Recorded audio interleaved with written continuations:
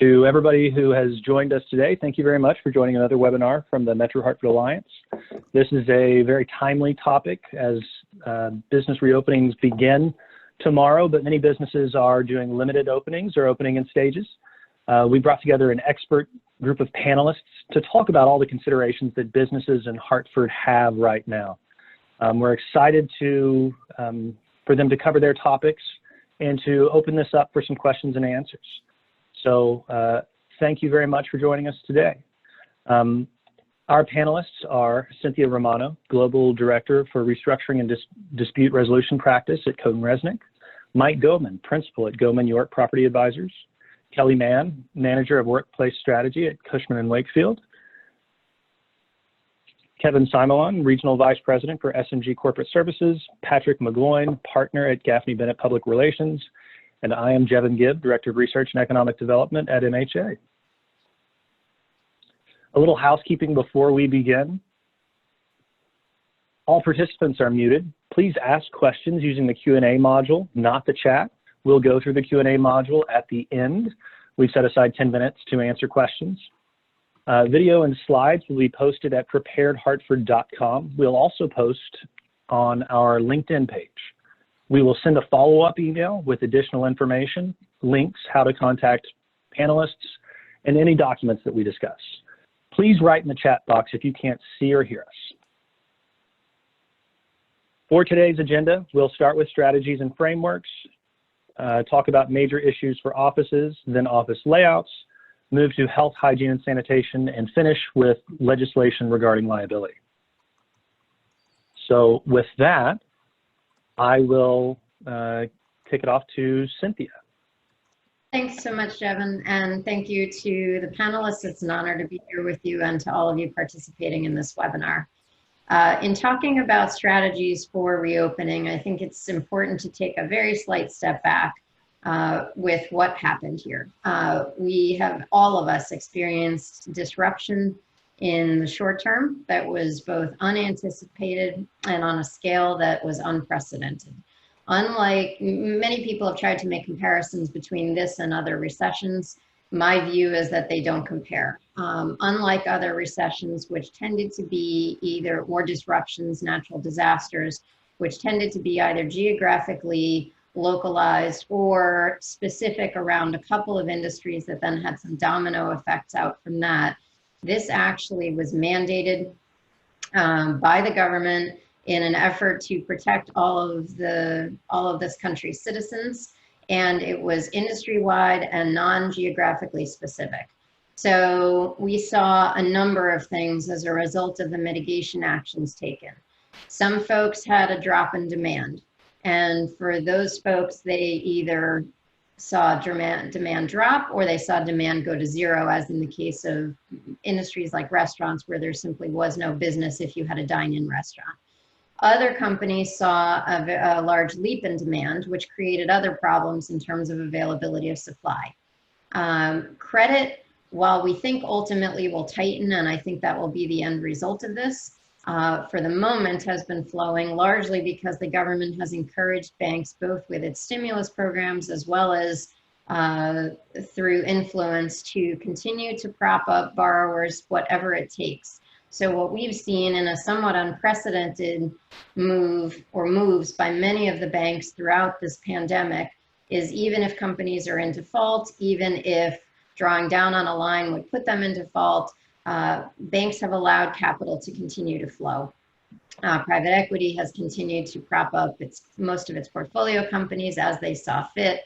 Many companies have had challenges with labor, either labor availability if they were still operating and demand was up, or what do you do with your staff if you're shutting down or demand is significantly down. The PPP program was largely a payroll replacement program designed to replace unemployment with pay. We've all seen the results of that. Many of you probably have received PPP funds. As the program unfolded, as the first round ran out, as the second round reached its limits, guidance came out about good faith. Did you actually need the money? Guidance about how it was being used. The restaurant lobby in particular has exerted tremendous pressure on why would we be paying people if they are at home? We need the money for when we restart. So those discussions are continuing in terms of guidance on use of PPP and the period in which the funds have to be used. D&O issues were abounding. Relief from courts was not in abundance because the court systems, in addition to everything else, was shut down. Policy restrictions were a challenge, travel restrictions, obviously, and I think it is important to note that the emotional component of this has created as many problems as anything else, which is fear. Consumers are afraid, businesses are afraid, individuals are afraid. That the fear that has been pervasive throughout this has been a challenge. So the near-term disruption has affected in some way, shape, or form, whether positively or negatively, every single portion of our economy and every single consumer. There have been, as I'm sure all of you know, sector-specific impacts that are related to your industry, related to how you were doing before the pandemic, how you were doing now.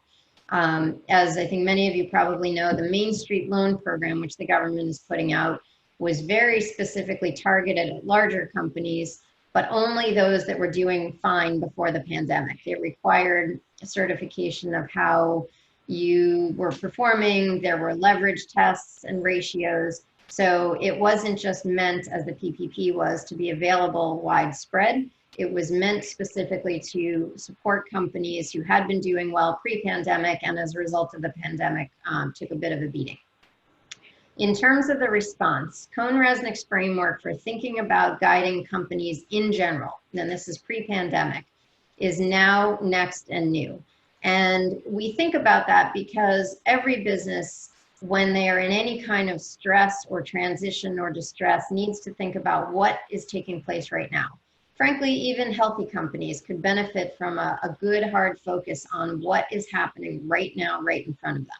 But it becomes ever more important when we talk about distress or stress or transition, all of which companies are experiencing right now. And it's essentially a roadmap for triage and a focus for what to focus on in a triage situation. And we'll talk about that a little bit more on the next screen. Next is, what do you do next? And I think that's the phase that many, many businesses are either entering right now or contemplating entering, depending on which state they reside in. So for instance, Georgia opened up whole scale a couple of weeks ago. Portions of Florida opened up last week and for certain things. New York, given the epicenter of many of the hotspots, has been somewhat delayed. There was a partial opening this week. There will be a phase 2, which will be sometime during the summer, possibly June 1 or July 1. They're talking about phase 3, which would be the opening of restaurants. And Connecticut, New York, New Jersey, Pennsylvania, all cooperating to try and make sure that the openings, to whatever extent possible, are beneficial and coordinated between the metro area states. Actually, Jevin, can you go back one? So in the next phase, as you prepare for reopening, efficiency and preparedness is critical to what you're going to do, and it will be critical to how you emerge. And then lastly, we talk to companies about what is new, what opportunities arise, what opportunities become available that hadn't been available previously. So the new is about taking something from this pandemic and moving forward to be able to do something differently, to be able to do something forward-looking, to be able to do something that was not available to you. Now, perhaps it's because you've done better during this pandemic and you have more funding available to you. Perhaps it's because acquisitions, we believe, are going to grow in availability as a result of what's happened. Perhaps it's because you don't have any other choice, and creativity and necessity being the mother of invention, you will find new ways to operate your business. So next slide, please. So if we talk first about the 3 C's, because even despite the reopening, many companies still find themselves very much in triage mode. There are a number of them that are still shut down. There are a number of them that are operating, but with significant liquidity challenges, or if the liquidity challenges have been solved by the stimulus money, they will find themselves with liquidity challenges as we move through the summer and into the fall. So the 3 C's are a framework for focus. I did a lot of survival research over the last, call it decade, because what I started seeing probably 20 years ago is when business owners and management and banks got into trouble and there were stressors, smart, successful people were finding themselves either paralyzed or running in circles frantically going nowhere. And that made me very curious as to why. And it turns out there's a ton of research available about the fact that when people's brains are stressed and when you're under significant duress, whether you're lost in the woods or whether you're facing tremendous disruption in your business like now and fighting for survival physically, survival professionally, winds up having the same impact on the human brain, which is that a different part of the brain takes over. And the things that you can focus on become much fewer and the brain becomes much more focused. It's a survival mechanism designed to help us survive over the course of evolution and time. So what that essentially means, and the best example I can give you, is an experienced airline pilot, Air Force pilot landing on an aircraft carrier at night. And they're well trained. They've done it a million times. They know what to look for. They have the earpiece in their ear with the tower talking to them. They have all of the instruments on their cockpit telling them where they are relative to the ship and the landing deck. And yet still, there are pilots who from time to time freeze or get frantic. And despite everything yelling at them that says, pull up, you're too low, despite the cockpit warning screaming at them, despite the tower screaming in their ear, they fly into the back of the boat and the back of the ship. And that is probably the best example of what happens. The brain takes over and all it repeats to itself is, I must get down, I must get down, I must get down. And everything else is noise and gets shut out. So as we thought about how this relates to business and what happens to people in business when the same thing happens, a focus on a small number of things becomes very, very critical. And when we distilled the things that need focus down to 3, something that's easy to remember, it's a bit of a mnemonic, people tend to remember it, it's the 3 C's: cash, communication, control. Every single decision you make should be around cash, communication, and control. So let's start with cash. More has to come in than goes out. It's not rocket science, not always easy, but it's not rocket science. So assess what you have for cash today. Assess how long, given various scenarios, you think that cash is going to last. And then take very drastic steps if needed to extend that runway as far as you possibly can. And that would include doing everything you can to maximize collections, even if they're at a discount. Get money in the door faster. Do everything you can to keep money in the door, so pay slower or not at all. Do everything you can to maximize available credit.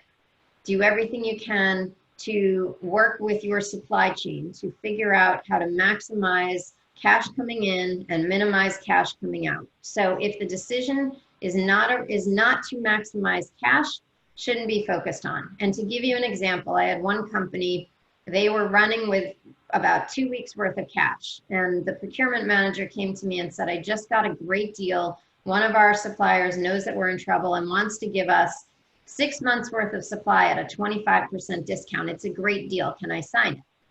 And I said, well, no, because we have to provide him with 6 months worth of cash, even though it's at a 25% discount. We don't have that cash.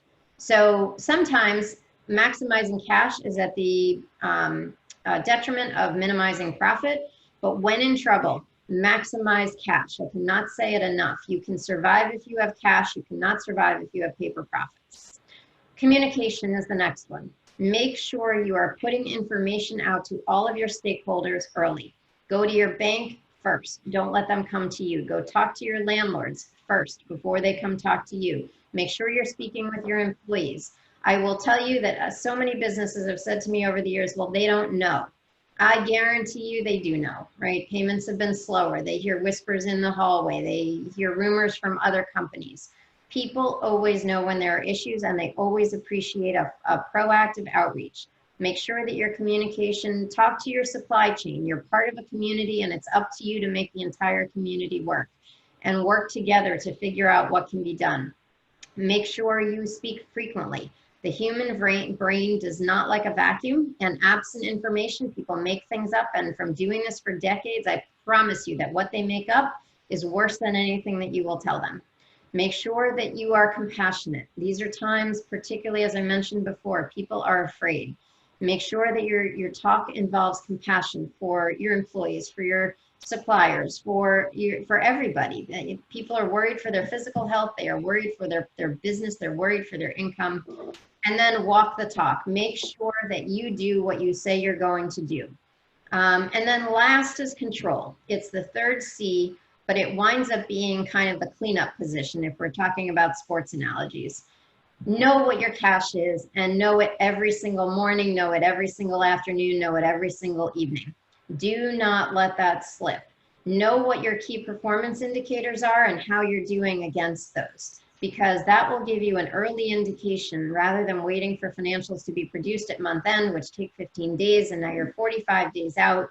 Know your key performance indicators and use them to make changes quickly. You don't want to wait 45 to 60 days to figure out that there's a problem and then spend another 30 days fixing it. You won't have the time or the runway. Work with suppliers, work with your customers. Make sure you remove waste from your business. Use technology to your advantage. You can do more with less. And then be aware of the regulatory requirements. Next slide, please. And thank you, Cynthia. Can we skim through the rest to catch back up on time, please? Sure. Next slide. So in terms of preparedness and efficiency, we've talked about the first two. There are likely to be shifts in your service and product offerings and delivery. Your supply availability and disruption. Be prepared for the fact that there may not be suppliers able to supply as they had previously, and make sure you have alternatives. We're going to be talking later about returning and availability of the workforce. Audits, be prepared. If you took PPP money over $2 million, you will get audited. Your banks are likely to audit you. And then lastly, cost reduction efforts. If you can skip forward, please. So stabilizing the business, this goes back to what you had in terms of options for levers to pull to increase your liquidity. Next slide. Work as a community. All of these bubbles represent someone upon whom you rely, or who relies upon you to make the supply chain work. We feel very strongly that the supply chain working in this crisis is critical. And all of these components are critical to your success, as you will be to their success. Make sure you are in communication with them and work collaboratively. So in terms of the supply, demand, and efficiency, what we do is really take a bundle of thread and pull at the loose threads. Model and scenario test. Do your best guess for what is a good outcome as far as what a reopening looks like, and then also model what you think the worst case is, both timing and cost. You want to make sure you understand what the downside is in order to move forward. Take your income statement and walk your way down. Look at every single expense and say, do we need it right now? Do we need it in the future? Do we need it at all? Look at direct cost, indirect cost, SG&A. Take your balance sheet and walk your way down. Take a look at every single asset and say, is that cash that's sitting on my shelf that if I sold it or liquidated it or somehow got rid of it, that it would free up available cash, either through your lender and your borrowing base or through actually generating cash. And then look to minimize your liabilities. And then as you talk to your staff, they always have good ideas. Ask them, what makes your job harder? Work to fix that. Ask them what you would, should, and could do differently, and work to fix those. Those are how you will find the efficiencies in your business that you haven't thought about if you were doing well pre-pandemic, and that perhaps you haven't thought about in the past, but leverage your employees, leverage your customers, leverage your suppliers for information. And then take a deep breath and either let go or hold on to what needs to be let go or held on to. It is critically important. Now is not the time to be sentimental. And then last is transforming. We all know the story of the caterpillar into the butterfly. The way to think about transforming is think about what is core. We had one company that produced products for the beauty industry, and what they did was import containers, fill them with beauty product, and sold them to the large beauty providers. When they got stuck and demand for beauty products dried up in the beginning of this pandemic, they said, what is it that is core to what we do? Importing containers and filling them. They have retooled and pivoted their business around hand sanitizers, and that may wind up being more revenue this year than they had last year for their beauty product. Look at adjacencies. If we're doing A, could B work, and could that be bolted on? Look at scale. Will you be better off with scale? Will you be worse off with scale? So think about skinnying down, think about growing. Think about locations. Is now the time to expand into new locations that give you an advantage? Is now the time to be out of locations that were never really working in the first place? We think there are going to be opportunities for deals. Look around, take advantage of them. And then think about your structure and your technology and ways in which you can do something different with what you already have in place. All right, thank you very much, Cynthia. Now I will hand it over to Mike Gilman. As I do that, I'm going to share the results from the poll earlier so that the participants can view that. But Mike, on to you. Hey, good morning, everyone. It's nice to be part of this. That was a terrific summary, Cynthia. Much appreciated. Very good background and data. If I can shift and just talk a little bit about a couple of things that we're hearing from our clients, specifically around how they ought to prepare and execute this reopening question.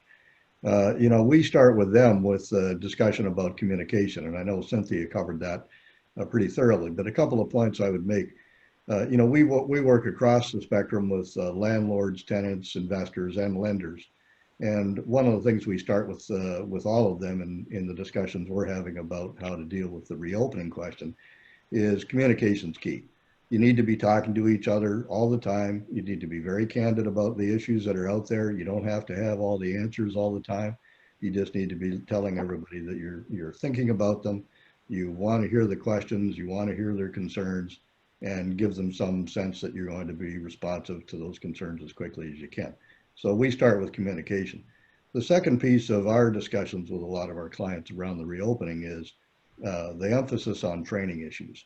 Especially if you have frontline employees, but really with anybody who's in your team, and even if you've got clients and so on, it's a lot about training around the new systems and the new protocols and so on.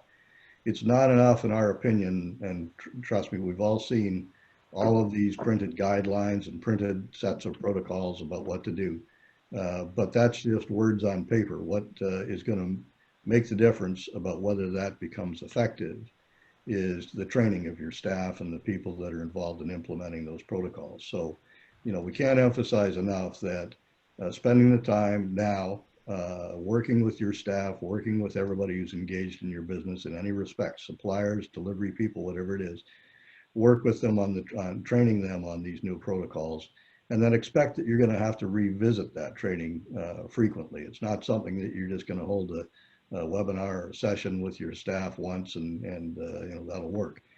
This is a new way of doing business, and we think that sort of that ongoing communication and training is going to be really key to making the reopening process successful. I know there's lots of guidelines out there around sanitizing and so on, and social distancing in offices, and all that's great. You ought to follow that, stick to the guidelines.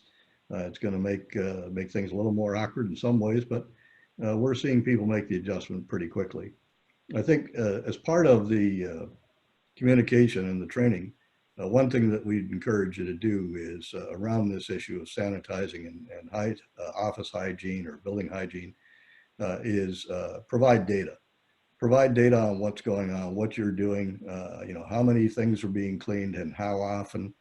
We're actually seeing some of our clients look at monitoring CO2 levels in their buildings, the number of air exchanges that are happening in their buildings, what they're doing. So it's not just about saying nice things and we're going to be doing all this wonderful stuff, but try to provide some data about what's actually happening. That's sort of, in our world, those are the kind of immediate concerns that we're talking to our clients about. Midterm, there's lots going on midterm in our world, in the commercial real estate world. Cynthia talked about viewing some of the things that you're doing through the lens of whether or not it can give you a competitive edge. We're saying the same thing to our clients. A lot of the midterm improvements that our clients are looking at making in their buildings should be seen as not only as necessary parts of implementing a good protocol to the way we're going to operate going forward, but also looking at them with the idea that some of them may be a competitive edge from a leasing standpoint. We're going to see a lot of that in buildings as they reopen. a lot of concerns around, is my building safe and clean? Is my landlord responsible? Are they implementing these things properly? And that can be a real competitive edge. You know, if you're really good at that stuff and you're really thoughtful and you're staying ahead of things and implementing some innovative things, that can be a great competitive edge. So we've talked about a few of these things. You know, the office layouts, we're seeing a lot of changes in office layouts around creating distance, and not just simply separating everybody by 6 feet, but some really good design work around how to do that in a creative way that still enables you to foster a culture within the company instead of just simply separating everybody. You know, so we're seeing a lot of good information and design thinking around implementing social distancing in an office environment. Of course, things like touchless faucets and touchless restroom fixtures, doors that open as you approach, as opposed to having to put your hand on the door handle. One of the big questions we're getting is, what do I do with my elevators? How do I get people up and down in my buildings in an efficient way? A lot of things. And some of those, there's no answers for those yet. Everybody's still working on them, but I think we're going to see some interesting changes around that. Perhaps one of the more interesting technologies that we're seeing is being lifted from the retail world. You know, for years, retailers, the more sophisticated retailers, have been able to monitor who's coming in and out of their stores and tell you, they could tell us in the work that we do, for example, they could tell us a lot about who their store customer, how many people are in their stores and who they are and how long they stay in the stores. That sort of building monitoring technology is going to find its way into every building, industrial buildings, offices, every building out there. People are going to want to know who's in our building and how long are they spending in our building and where are they at any given time in our building. So we're going to see a lot more sensor technology around that sort of thing, including down to, you know, tracking what's been cleaned and what needs to be cleaned and all kinds of things. So indoor air quality, as I mentioned, indoor air quality is going to become really important. We're seeing some very interesting work around that, and hearing reports from people that install air quality equipment for labs and operating rooms now being asked to install that same level of air quality equipment in standard offices. So the indoor air quality is going to improve, I think, dramatically in the next few years. On the sort of another issue related to the sensor technology, I think we're going to see a lot more implementation of technology that not only tells you where people are in your building, but how close they are to each other, whether they're clustering inappropriately, and tells you, you know, how you can control traffic at certain times of the day, and give people an ability to avoid pathways that have high levels of traffic at certain times of day. So a lot of things in that area. As I mentioned, elevators are a big issue. I think we're going to see a lot of technology around retrofitting elevators to allow proper separation in the elevators and make them more efficient. We're getting, as I mentioned, a number of questions about how they do with that. Long term, you know, I think there's going to be a lot of changes in the industry. Right now, I don't think anyone knows whether there's going to be more demand for office space or less demand for office space, or there's arguments on both sides of the coin of that. But you know, those are some of the issues that we're spending a lot of time talking about. Great, thank you very much, Mike. And we're going to hold kind of conversation till the end, and I will hand it over to Kelly. Great, thank you so much. And just piggybacking a little bit on what Mike was talking about, when this first came forward, I know everyone was acting a little bit out of panic, but part of what Cushman and Wakefield identified was that need, as Mike just went over, for that social distancing. And out of our Amsterdam office, we actually created what we call the 6-foot office concept. And that's a concept that allows people to kind of keep that social distancing, and exactly as Mike outlined, sort of understanding what that flow is around the office, down to the fact that we've actually created the decals that go on the floor and that show people the different directions to go in. When we were looking at that, one of the things that really came to mind for us, and I think everyone on this call has already talked about this, is that people need to feel safe. Safety for people comes in a variety of ways. Cynthia did a great job talking about it business-wise, looking at finances. And when we think about it, we're trying to think, what is it that people need to see in an office to understand to come back to? And as part of that, we have created the Safe Six. And the Safe Six isn't really anything fundamentally that people don't understand. We are really talking about washing your hands, keeping a social distance, you know, making sure that you aren't leaving items behind, not having those sort of touch points such as a bathroom door. Mike referenced being able to have doors that automatically open, or that you don't have to, you know, use your hands to pull a handle. You can push it out. But the Safe Six is really something that we've pulled together. Again, it's nothing out of the ordinary, but what it is it's a reminder of what you need to do within your office. So we've talked about preparing the building. When you talk about preparing the workforce, and both Cynthia and Mike addressed this as well, it's really about communication.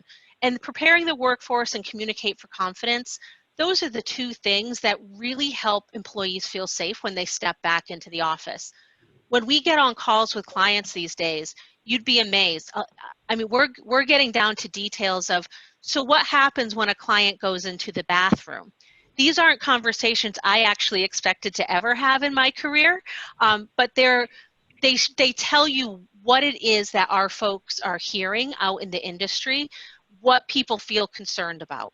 So, you know, when you are thinking about talking to your employees, we really encourage you, be transparent with them on what to expect with coming back to the office. For example, I most likely won't be going back to my office in Boston through the end of the year because I'm not considered, you know, necessary in the office. They're only going to have a certain percentage of people going in. I understand what that means. I understand, based on Cushman and Wakefield's communications to me, why this is so important and why it helps people feel safe. And we're asking that out in the field, that you all do the same thing for your folks. We're also asking that from a workplace strategy, understand that there are different stressors in everyone's lives. So we're all in this together right now for the most part, although there are states that are opening. Massachusetts is one of the very last ones. We have not. So it's easy to understand what someone's going through in their daily life. What happens when you have people coming back into the office and other people who might not get the face time with those executives? It's important to have a strategic plan in place to be able to help people stay engaged with the company, understand what the mission is. You know, you want to serve as a trusted advisor to your employees. So when they come back or when they come in and out of the office, they feel part of the greater good, the greater vision of what you're trying to do. And again, that really does start with understanding, just as Mike and Cynthia went over, what does that look like? And that's about safety, and it's about communication. So thank you for the time to discuss that. All right. Thank you, Kelly. And we're catching up a little bit. If one of the other panelists has a question when we talk about these issues, feel free to chime in before I kick it over to Kevin. I would add, by the way, that I think that the work Cushman has done and distributed to the industry is just terrific. There's some really good information for building operators and owners in that in Cushman's material. Thanks, Mike. We appreciate that. Yeah, no, I would agree with that. And if my question is actually to both Mike and Kelly. So they're talking about you've talked about the different technologies that might come into play. You've talked about the measures that people need to take. I think everybody agrees with that. Where does the funds, or are there provisions for funds at this point to implement the changes to buildings that need to be, these are not cheap changes. And for a mid-sized business trying to figure out how to reopen safely, any discussions with your clients on funding for or how to implement these changes if they're not sitting on large cash reserves? So when Cushman looked at what was happening, we realized that we had to customize this to every client. So if you were to go and just say, you know what, I don't have a large amount of funding, but how do I provide directional input and signage for my folks? We've worked with a vendor who provides that, and it's relatively inexpensive. So you can get, you know, an arrow decal to put on the floor, you know, for $8 to $10 and customize it to your need. Because you're right, Cynthia, not everybody has this funding right now. And as you went over, you want to start saving where you can, right? Really what this is about for Cushman is looking at the customization opportunity and saying signage, signage, signage to remind that and give that visual cue on what you should do, all the way up to if you did want to go and get the plexiglass dividers, which we're seeing for companies that do benching. Biotech companies are most interested in that right now. So we're trying to customize it the best way to fit all their different financial needs. Yeah, it's a very real problem, I think. There are certainly lots of things that can be done relatively inexpensively, particularly if you're talking about smaller buildings. But even some of the inexpensive things, if you multiply that over a 30-story building, all of a sudden what looks cheap at $6 or $8 a piece, it could add up to $50,000 or $60,000 in no time. And that's just the small things. When you start talking about swapping out a lot of restrooms, the current fixtures with touchless fixtures for $1,000 each, it starts to add up. So it's a very real question. I don't know that anybody has a great answer for that yet, but it's going to mean that a lot of the building owners are going to need to be in discussions with their lenders at some point soon. Yeah, and my hope certainly is that whatever they're talking about, as all of you know, a next stimulus round, that similar to what they did for the healthcare industry, where PPE was part of the funding that was provided, that there will be funding made available for businesses to make their buildings safer. Yeah, it's going to be an important part, I think, of the turnaround. We talked to a company that owns major regional malls, and if you talk about trying to install, automatic door opening mechanisms driven by sensors on all the entrances to a mall, I mean, the numbers just get huge in no time. So there are lots of issues on that question yet to be resolved. Thank you very much. And so now, Kevin, if we've got your audio working, we'll move it over to you. Let's wait a moment. And if we don't have that, we may move to Patrick and then open back up to more Q&A at the end. Kevin, do we still not? All right, so we're going to continue working on the technical issues there. Patrick, can I kick it over to you for now? Thanks, Jevin. Yeah, absolutely, and appreciate the opportunity to be with you, and appreciate the Alliance convening another great session like this. I'm just going to give a brief overview of what we're seeing down basically in Washington, D.C. We are seeing some action on the state level as it relates to business liability, but the bulk of the conversation and the debate, and I think presumably the bulk of the solutions really are going to lay at the federal level. We're starting to see businesses and organizations of all kinds as they're grappling with the issues that Mike and Cynthia and Kelly described about reopening.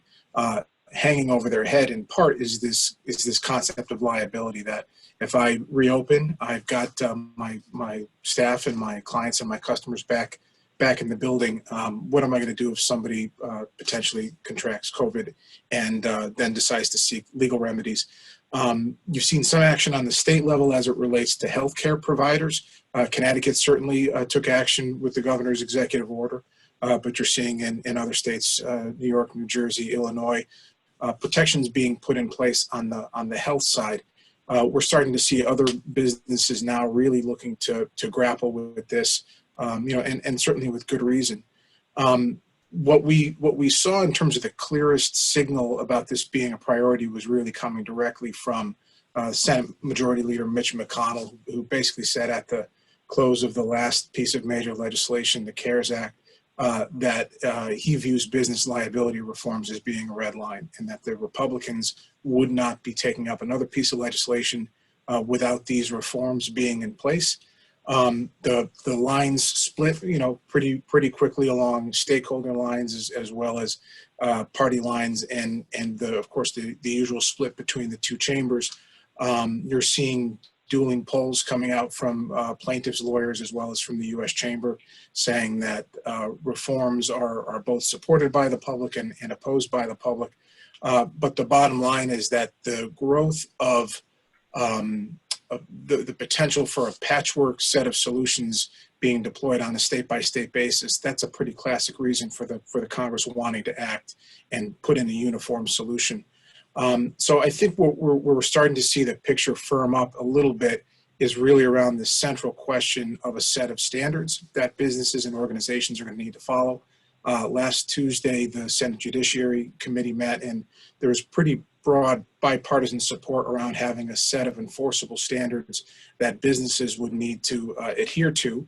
And we're a business in a position to show that they adhered to a set of standards.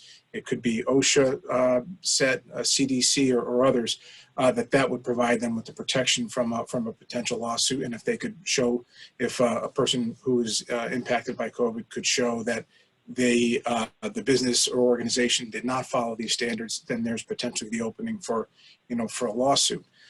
So it's, I think, an important development that we're seeing in Washington around a bipartisan support for a set of solutions, because as we've probably, most people have seen, there's been a fair amount of daylight between the White House and the main voice and set of experts on the healthcare side, the CDC, about what sort of guidance should be issued, what role the federal government should have, and then what role should be left to states and governors to map their own course forward. So the fact that we're seeing on a bipartisan level agreement that we need to have a set of standards is probably the clearest path forward.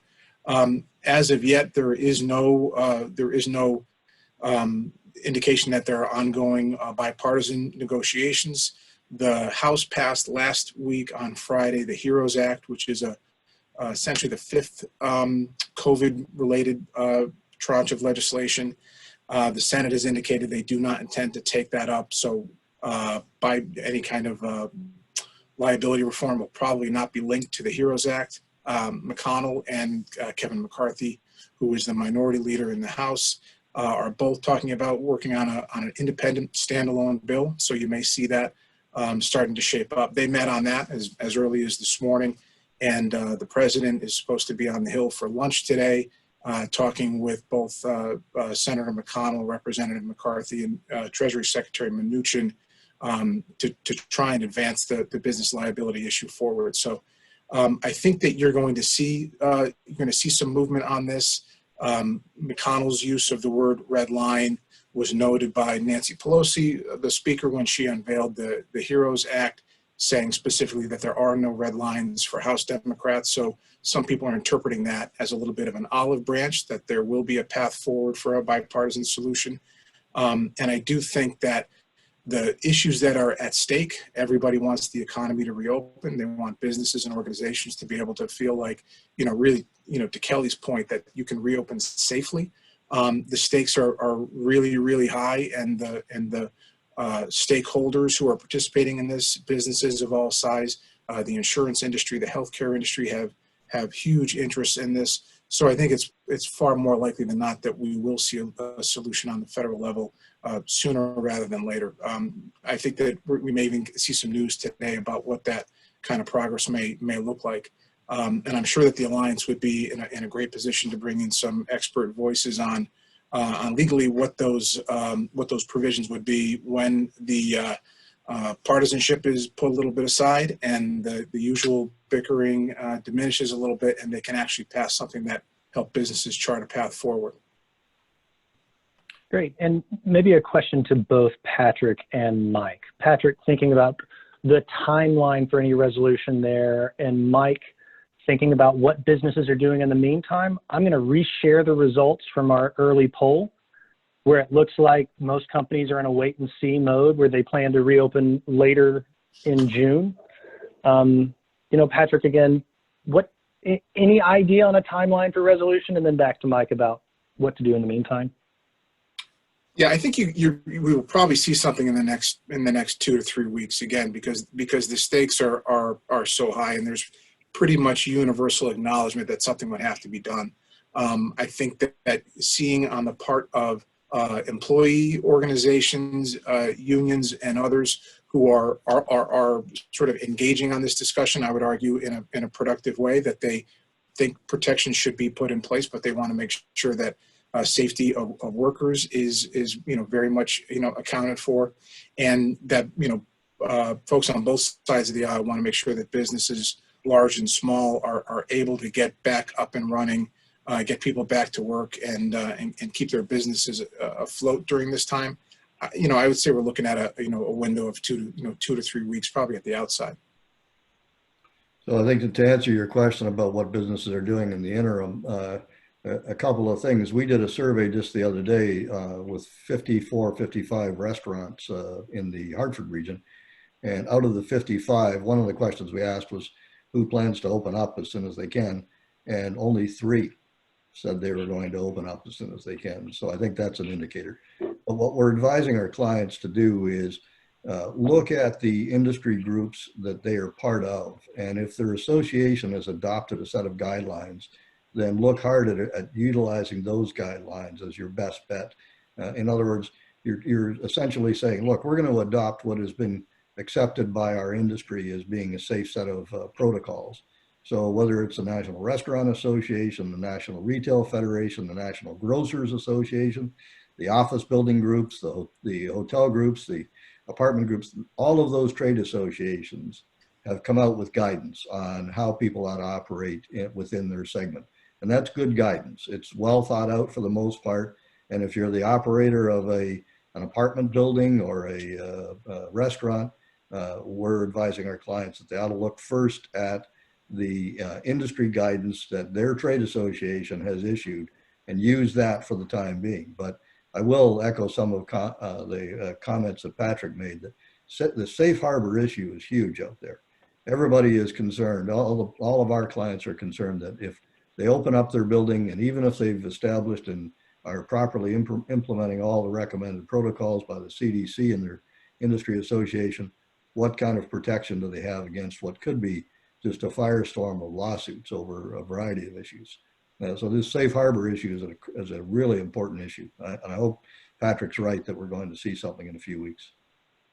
And Jeff, just one other thing I would add quickly is I think, to Mike's point, you've got to work with what you've got, and trade associations who have really a vested interest in crafting solutions for their members are a great place to go for that information. But we really should be counting on the folks in DC to craft a definitive solution that gives some real clear guidance, because in a vacuum you're seeing states undertake their own approaches. You're even seeing jurisdictions within states, for example, the state of Georgia opening up and the city of Atlanta clamping down. So the confusion is of no help to businesses and organizations. So real clear direction coming from Washington that's enforceable is going to be critical.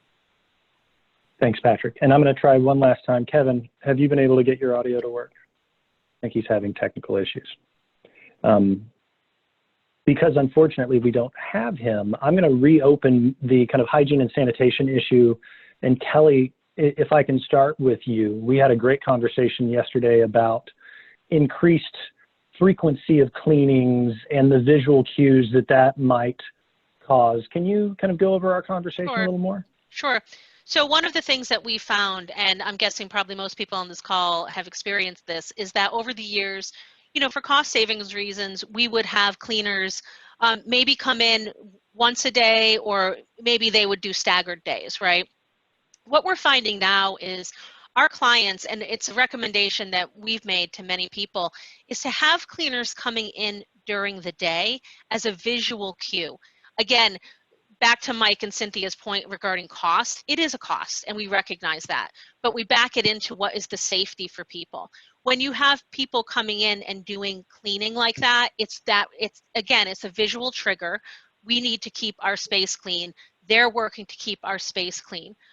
We're also making the recommendation that if possible, people come in and use what we call a placemat, which is you would come in many cases you would sign in some cases people are asking questions about how you feel, whatever that looks like, and you would grab that placemat, go to where you work, and all of your hard items such as a laptop, a phone, would stay on that placemat, and at the end of the day, or whenever we're finding people are coming in phase shifts, right, you would take that, throw that away, and move on.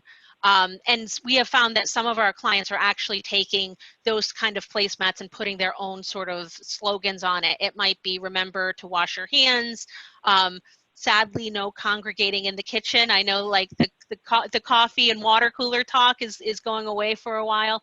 But just those visual cues are really important for folks. Thanks. And as I open this issue up to the rest of the group, I'm going to share kind of our Q&A screen to remind participants that if you have a question, please use the Q&A module. And I've popped up the contact information for all of our panelists. Please feel free to reach out to us afterward. We're going to answer questions until 11, and then a recording of this webinar will be posted at preparedhartford.com. So continuing on the hygiene and sanitation issues, Mike, I know that we also talked about that. Yeah, I think there's been some terrific points made. The visibility of the programming and the protocols that are being followed, I think, is key. That's come up a number of times in a variety of things that we're involved with. And as we said, there are some costs to implementing these things, but a lot of what you're doing here is not only making the environment cleaner and safer for everyone who's in it, but you're building confidence among your employees and your clients and customers who are coming in that you're operating in compliance with everything. They want to see that, and I think that's critical. So, the regular sanitizing along with the availability of PPE, those are kind of critical components to any cleaning and maintenance protocol that you're going to implement today. Great. And maybe a question for the group. If anybody's aware, one of the big issues that we have brought up is best practices for acquiring PPE, for acquiring, hand sanitizer dispensers. There are a lot of businesses trying to reopen at the same time, trying to acquire a lot of materials at the same time. Any suggestions for people on how to do that? This is $1 million question. This is Kelly. We've actually partnered with our distributor, and we are offering the opportunity for clients and others to reach out to that distributor to try to obtain those items. Javon, I'm happy to share that information with you, and you can share it with other folks as well. Sure. And this is Cynthia. I can put you in touch with our client who has pivoted from beauty products to hand sanitizers. I'm sure they would be happy to help. Great. And Kevin, I see that you're on by phone now. Let's test your audio one last time. Nope. All right. Well, we're persistent. I think SMG Corporate Services is doing a lot of great work in the community right now. Kelly, going back to kind of the conversation that we had about thinking about processes in the office and mapping those out as for amongst your leadership teams to find kind of the pressure points and the weak points and the things that you need to communicate to your team to make sure things go well with reopening. Can we talk a little bit, more about the advice that you're giving there? Sure. So one of the things that we actually came forward with was a survey called Experience Per Square Foot at Home. And we did this because what we were learning was everyone had these different pain points. One of the things that was somewhat surprising, although maybe not so much looking back on it, is that we're finding Generation Z and millennials are really struggling right now with working remotely. And it was surprising in the sense that they are by far the most tech savvy out of any of the generations. Not to put anyone down on this call, but they really are a tech savvy group. But what we've learned is it's also a group that's looking for that level of engagement and commitment to a mission. So what does that mean? It means that they might be home. In some cases, they might live by themselves. They might have a roommate. We have companies that are saying, we actually used to provide them for most of their meals during the day. So now they're a little bit like, what do I, how do I handle this? And that's where we get back to that workplace engagement. Having a clear path of communication with your employees, not just talking about safety, but talking about actually how are you feeling? Is there a frustration point that you have? And then trying to find a way to bring that forward to address it for them.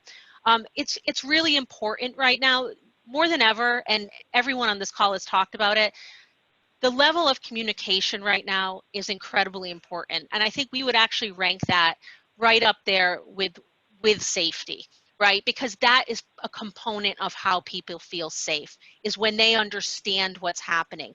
When you are recognized as having an issue and a struggle, and we see you and we feel you right now. That's what is going to keep people engaged. That's actually also what's going to support when people come back into the office following the safety protocols. It becomes almost social pressure. We all want to support each other. So I would encourage people, ask what those pain points are, even if it's something you didn't do in the past, and see how you can best address those. It's really an important way to keep your workforce engaged right now. I would agree with that completely. I think, as I said earlier, the communication component is really critical, and along with the training, ongoing training. The one thing I would say to everybody is that, you know, we're really in uncharted waters here. It's very hard to find an analog and say, well, when this happened before, this is what we did, because this hasn't happened before. So everybody is trying to find their way along a little bit. And one of the things I think that's important is, you know, be very active in your management of what's going on. Be paying attention to what people are doing from a communication and training and protocol standpoint, and also be looking at what's being implemented in the way of new protocols and new technologies. The new technologies that we're going to see emerge in the aftermath of all this, I think are going to be, there's going to be some terrific ideas. There'll be some that will be inexpensive and easy to implement, and there'll be others that will require a lot of capital investment. But I think we're going to see a move to just generally a much more cleaner building environment, no matter what kind of environment you're operating in, restaurant or grocery store or office building or what. And the only analog we've been able to come up with that seems to make a little bit of sense is the practices and procedures that we've seen in place in places like laboratories and clean rooms and operating rooms and so on. There's a lot of lessons that we can learn from how they've handled environments like that may be applicable to the more general environment going forward. Yeah. Thanks, Mike. And if following on what both of you have had to say, what we have learned over time from any situation that is stressed, distressed, or abnormal is that if you engage with people, if you ask questions, and that includes everything from your customers to your suppliers to your counsel and financial advisors and to your employees, what is it, Art, that you're doing? What is it that you need? What is it you would like to see happen? Good ideas come out of that communication, and as importantly, as Kelly talked about, engagement comes out of that communication so that the go forward is much smoother. It's not going to be without hiccups. And I think we, you know, generally speaking, I've started most of the talks that I've given with the fact that this is so unprecedented that anybody who says they have answers or they know, or there is an analog, as Mike said, they're either arrogant or they are naive, because I just don't think there is. And everybody is feeling their way along, and multiple minds working in teams are always better than a single mind trying to work out a problem.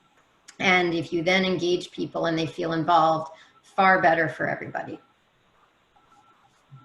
great. Thank you very much, Cynthia. Thank you to all of our panelists today. I think this was a great and very timely conversation.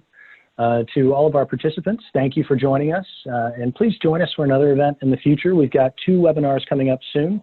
This Thursday, supporting your employees with better health and wellness models. And next Thursday, we'll go over the new marketing playbook, some tips and advice to help you do more online and virtual marketing. You can register for these events at preparedhartford.com. That's the same place where we will post the recording of this, slides, and any documents that we talked about. So again, thank you all. Please stay safe and join us again. Thanks, Kevin. Thank you. Thanks, Joe. Thank you.